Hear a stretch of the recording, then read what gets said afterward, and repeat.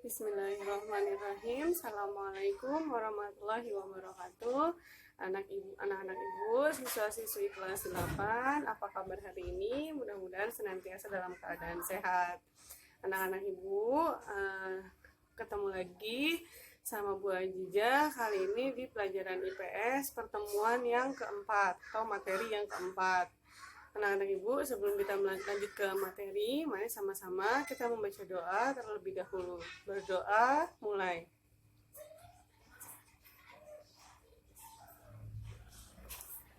Berdoa selesai. Anak-anak ibu, siswa-siswi kelas 8. Nah, pada pertemuan kali ini ada agak sedikit berbeda dengan pertemuan sebelumnya. Pada pertemuan kali ini, nanti saat penayangan slide materi akan ada tulisan key 1 dan seterusnya. Itu berarti question atau pertanyaan. Dan nanti saat pertanyaan itu muncul, kalian harus menjawab pertanyaan itu pada link Google Form yang sudah diberikan. Jadi videonya disimak baik-baik, diperhatikan baik-baik, dan dijawab pertanyaannya dengan benar. Jelas ya anak-anak ibu? Pada pertemuan kali ini masih membahas tentang seputar negara ASEAN. Kali ini kita lanjutkan ke 3 negara. Silakan disimak videonya, diperhatikan baik-baik. Selamat menyaksikan. Oke, masuk ke negara-negara anggota ASEAN. Kali ini negara yang kita bahas adalah Laos, Malaysia, dan Myanmar. Anak-anak ibu, ini negara Laos ya. Negara Laos yang pertama nama resminya Republik Demokratik Rakyat Laos. Jadi dia republik tapi demokrasi gitu ya. Kemudian ibu kotanya Vientiane. Pemerintahannya Republik Sosialis. Kepala negaranya presiden, bahasa yang digunakan bahasa Lao atau bahasa Laos, bahasa Inggris dan Perancis, agamanya Buddha mayoritas, mata uangnya Kip, lagu kebangsaan Pengkat Lao. Hari kemerdekaannya 19 Juli 1949. Jumlah penduduknya 7.275.560 jiwa per Januari 2020. Keadaan alam. Nah, keadaan alamnya letak Laos berada di deretan kawasan ASEAN yang terkurung daratan. Jadi, Laos ini satu-satunya negara yang nggak punya lautan. Ya, ada 2 sih, satu lagi Singapura. Nah, Laos merupakan negara daratan di semenanjung Indochina. Laos tidak memiliki wilayah perairan. Batas-batasnya sebelah barat berbatasan dengan Myanmar dan Thailand, sebelah utara Vietnam dan Tiongkok, sebelah timur Vietnam, dan sebelah selatan Kamboja. Iklimnya, negara Laos beriklim tropis sama seperti negara-negara lain di Asia Tenggara. Kawasan Laos terdiri dari atas 4 kesatuan geografis, yaitu barisan pegunungan dan lipatan. Udah pernah dijelasin sama ibu ya, lipatan itu artinya lapisan pembentuk batuan yang memisahkan antara satu pulau dengan pulau yang lain. Kemudian yang kedua, lereng barat pegunungan Annam, kemudian plato Boloven atau daratan tinggi plato itu, dan daerah lembah Sungai Mekong sepanjang Sungai Mekong. Nah, sekarang penduduknya pada Januari 2020 jumlah penduduknya mencapai 7.275.000 sekian. Etnik terbesar adalah Lao atau etnik asli. Agama yang adalah mayoritas agama Buddha. Bahasa resminya adalah bahasa Laos atau bahasa Lao tadi. Masyarakat Laos menyebut diri mereka sebagai Lukauniao, yang berarti anak-anak dari ketan. Nah, question yang pertama adalah kalian harus menjawab kenapa dia disebut negara Lukauniao itu. Kenapa dia namain dirinya itu seperti itu? Kenapa dia namain dirinya anak-anak dari ketan? Dijawab ya. Oke, lanjut. Perekonomian Laos, kegiatan ekonomi utamanya adalah berada di sektor pertanian. Komoditas ekspornya biji timah, kayu, kapas, kopi, kapur barus ya, kamper, dan kulit hewan. Komoditas impornya sama beras, minyak bumi, mesin, dan barang elektronik. Hasil pertanian Laos antara lain padi, jagung, kapas, sama ya hasil pertanian pokoknya. Sedangkan hasil hutannya berupa kayu jati dan damar. Tahu damar? Damar tuh getah dari pohon damar gitu ya. Bukan damar anak kelas 9, bukan. Hasil tambang di Laos itu tembaga, timah, biji besi, batu bara, dan belerang. Kerjasamanya ASEAN, ASEM, FAO, IBRD, IFC, UNDP, UNIDO, UNESCO, WHO, dan ILO. Lanjut, kita ke Malaysia jalan-jalannya. Nama resminya Federation of Malaysia. Kalau nyebut Malaysia pasti yang terbayang di pikiran kalian adalah Upin dan Ipin. Oke, ibu kotanya Kuala Lumpur, pemerintahannya sistem monarki konstitusional atau kerajaan, kepala negaranya sultan yang dipertuan agung, sultan. Ya, bahasanya Melayu, bahasa Inggris, bahasa Cina dan Tamil atau bahasa India. Kemudian mata uangnya ringgit, lagu kebangsaannya negaraku, hari kemerdekaan 31 Agustus 1957, jumlah penduduknya 32,4 juta jiwa. Keadaan alam, batas utaranya Thailand dan Laut Cina Selatan, sebelah timur Laut Sulu dan Sulawesi, batas sebelah barat Selat Malaka, dan batas selatan Indonesia dan Singapura. Jadi kalau kamu lihat di peta, Malaysia itu deket banget sama Indonesia, ya. Adanya di Indonesia bagian barat di peta itu di dekat Sumatera dan sekitarnya. Itu deket banget, jadi kamu bisa lihat di peta, ya. Iklim sama, Malaysia beriklim tropis dengan curah hujan tinggi sepanjang tahun. Bentang alam, Malaysia Barat dan Timur memiliki bentang alam hampir sama, yaitu pantai yang landai serta hutan dan pegunungan yang lebat. Pegunungan yang tertinggi atau yang terpanjang di Malaysia Timur namanya Pegunungan Titiwangsa. Dan puncak tertinggi di Malaysia adalah Gunung Tahan dengan ketinggian 2190 meter di atas permukaan laut.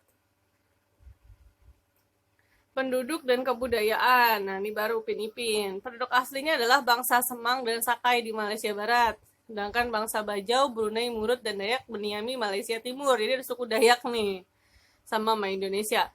Sebagian besar penduduknya merupakan suku Melayu dan penduduknya menggunakan bahasa Melayu. Lebih dari 50% memeluk agama Islam. Baru nanti agama yang lain. Dia mayoritas negara Islam ya, nak. Kegiatan ekonominya lebih dari 50%, kegiatan ekonominya bertumpu pada bidang pertanian. Tapi saat ini Malaysia sudah bisa mengembangkan sektor industri sehingga dia mampu mengekspor barang elektronik seperti perangkat komputer. Potensi sumber daya alamnya, Malaysia kaya akan hasil pertanian dan kehutanan, misalnya padi, kelapa, sayuran. Kalau hasil kebunnya itu karet dan kelapa sawit, hasil tambangnya timah, bauksit, emas, perak, dan yang lainnya. Dan perlu kamu ketahui bahwa Malaysia merupakan negara penghasil timah terbesar di dunia. Jadi bukan di negara ya, di dunia. Ya, kerjasamanya seperti yang kita tahu bahwa Malaysia termasuk pelopor atau pemrakarsa berdirinya organisasi ASEAN. Nah, yang lain itu organisasi yang diikuti oleh Malaysia. Question yang kedua, kalian harus menjawab, apakah kepanjangan dari ASEM, SCAP atau SCAP, FAO, WHO, dan IMF? Apa itu kepanjangannya? Kepanjangannya aja, nggak usah ditulis artinya. Lanjut, kita pindah ke Myanmar, negara Myanmar. Nama resminya Republik Sosialis Uni Myanmar. Ibu kotanya Naypyidaw. Pemerintahan republik, kepala negara presiden, bahasa yang digunakan Burma, agamanya Buddha, Hindu, Kristen, dan Islam, mata uangnya kyat, lagu kebangsaan Kaabah Makya, hari kemerdekaannya 4 Januari 1948, jumlah penduduknya 54.409.800. Keadaan alamnya nih, keadaan alamnya batas sebelah utara Tiongkok, sebelah timur Laos dan Thailand, sebelah selatan Laut Andaman, sebelah barat Teluk Benggala dan India. Myanmar dengan Tiongkok dan India dibatasi oleh puncak pegunungan Himalaya dengan ketinggian 4.600 meter di atas permukaan laut. Question yang ketiga, berapakah luas negara Myanmar? Karena ini cuma batasnya aja. Iklim. Iklim. Nah, satu-satunya negara di Asia yang memiliki 2 iklim, tropis dan subtropis, adalah Myanmar. Jadi ada 2 wilayah iklim. Kalau wilayah selatan atau Myanmar Selatan, iklimnya tropis.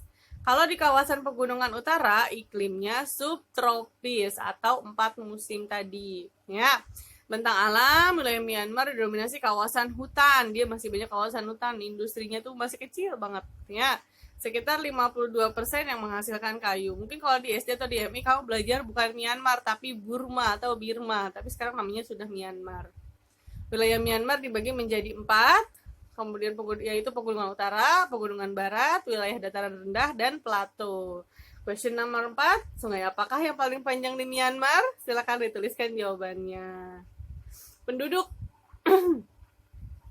Jumlah penduduk di Myanmar tadi di depan sudah disebutkan 54 juta sekian pada Januari 2020. Dan sebagian besar berasal dari ras Mongoloid. Ini Chinese mukanya gitu ya. Mayoritas penduduknya memeluk agama Buddha, hampir 89%. Mungkin kamu pernah dengar kasus Rohingya gitu ya. Nah, ini adanya di negara ini nih. Selebihnya agama lain. Bahasa yang digunakan adalah bahasa Myanmar. Perekonomian masih bertumpu pada sektor agraris, hampir 65% penduduknya bekerja sebagai petani. Ekspornya beras, kacang-kacangan gitu ya, ikan, udang, kayu, dan karet. Impornya hampir sama sama kita, baja, mesin kendaraan, suku cadang, semen, minyak mentah, dan bahan baku kimia. Sumber daya alam. Sumber daya alam yang dimiliki yaitu hasil pertanian, perikanan, perkebunan, dan pertambangan. Berupa padi, biji-bijian, kapas, tebu, kacang wijen, polong. Dan buncis tuh polong ya nak, bukan polong, kurang N ibu ngetiknya. Myanmar merupakan negara pengekspor kayu jati. Hasil tambangnya berupa timah, batu bara, tembaga, minyak bumi, dan seng. Migas ya, sama aja. Kerjasama internasional, yang udah pasti ASEAN gitu ya, bergabung ke 6. Kemudian ada ADP, ESCAP, dan yang lain-lain. Question yang kelima, mengapa negara Myanmar memiliki 2 musim? Kenapa dia sendiri yang punya 2 iklim atau 2 musim? Jawab ya. Oke anak-anak ibu, selesai materinya. Nah, udah cukup jelas ya penjabaran materinya. Tolong diperhatikan baik-baik.